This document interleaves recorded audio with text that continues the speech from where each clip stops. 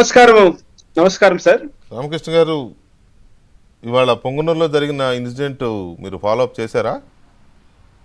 చేశాను సార్. గతానికి ఇవాళకి తేడా ఏంటి సార్? గతానికి ఇవాళకి తేడా ఒకటే.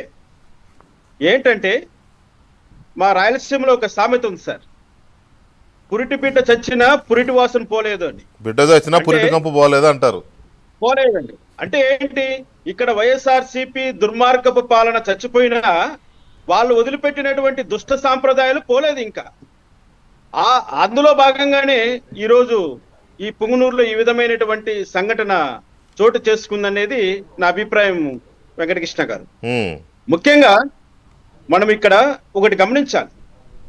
మిథున్ రెడ్డి గారు ప్రెస్ మీట్ పెట్టాడు. తను ఆ ప్రెస్ మీట్ లో తను ఒప్పుకున్నాడు. ఏమంటున్నాడు, మా చుట్టూ ఉన్న వాళ్ళు, మా వల్ల పనులు చేయించుకున్న వాళ్ళే ఈ రోజు మా మీద తిరగబడ్డారని క్లియర్ గా ఆయన చెప్పేశాడు.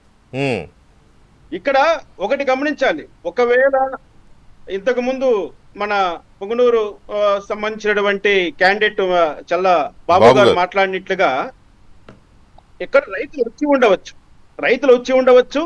ఒకవేళ ఏదైనా రిప్రజెంటేషన్ ఇవ్వడానికో లేదా కొన్ని విషయాలు చర్చించడానికో ఒక ఎంపీగా వచ్చాడని తెలుసుకొని అక్కడికి వచ్చి ఉండవచ్చు. కానీ వాళ్ళు నేరం చేయాలి, అక్కడ నేర ప్రవృత్తిని ప్రేరేపించాలి, లేదా మిథున్ రెడ్డి గారిను ఇంకా ఇంకొకరికి ఏదైనా హాని కలిగించాలనే ఉద్దేశంతో వచ్చింటే వాళ్ళు ఏదో ఒక ఆయుధాన్ని చేత పెట్టుకొని వచ్చేవారు.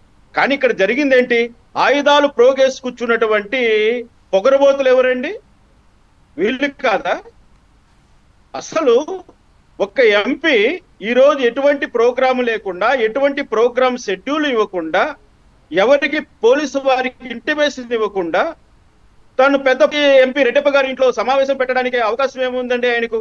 నేను ఒకటే అనుకుంటున్నా, లాస్ట్ దోచుకున్న సంపదనంతా ఒకవేళ రెడ్డప్ప గారి ఇంట్లో ఏమన్నా పోగేసి పెట్టాడా ఈయన? నల్ల డబ్బునంతా, ఆ డబ్బునంతా తరలించిపోవడానికి ఒక 10 వెహికల్స్ చేసుకొని ఇక్కడికి వచ్చాడా? ఇటు నుంచి ఇటు పొంగనూరు నుంచి బెంగళూరు పారిపోవచ్చు, డబ్బు మూటలన్నీ కట్టుకొని అనుకొని వచ్చాడా? లేదా మా రెడ్డప్ప గారు కొంచెం స్పీడ్ గా ఆలోచించి దాచిపెట్టుకోవడానికి ప్రయత్నం చేశాడా? అక్కడ ఏమన్నా గొడవలు వచ్చాయా?